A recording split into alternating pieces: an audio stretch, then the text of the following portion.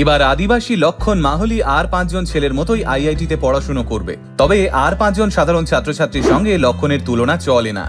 লক্ষণের বাবা মা ঠিকা শ্রমিকের কাজ করেন। তাদের দিন প্রতি আয় মাত্র 125 টাকা, অর্থাৎ মাসে লক্ষণের বাবা মায়ের যৌথ উপার্জন 3750 টাকা। এই পরিমাণ টাকায় 3 জনের সংসার চালানো ঠিক কতটা কঠিন তা লক্ষণরাই জানে।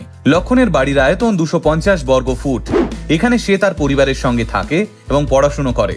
লক্ষণের বাড়িতে না আছে জলের কল, না আছে কোনো বিদ্যুৎ। ঘরের বাইরে কখনো ল্যাম্পপোস্টের আলোয় পড়তে হয়েছে লক্ষণকে, আবার কখনো কুপি জ্বালিয়ে সারা রাত জেগে অঙ্ক করতে হয়েছে। তবে পড়াশোনায় যাতে বিঘ্ন না ঘটে তাই সকালেই বেশিরভাগ পড়াশোনাটা সেরে ফেলতো সে। এ তো গেল লক্ষণের আর্থিক দুরবস্থা। লক্ষণের শারীরিক অবস্থাও খুব একটা ভালো নয়। সে একটি বিরল রোগে আক্রান্ত। তার হাতের আকার অনেকটাই সরু। সামান্য হাত নাড়াচাড়া করলেই অসহ্য যন্ত্রণা হয় লক্ষণের। তবে আর্থিক কিংবা শারীরিক কোনো যন্ত্রণায় দমাতে পারেনি লক্ষণ মাহলিকে।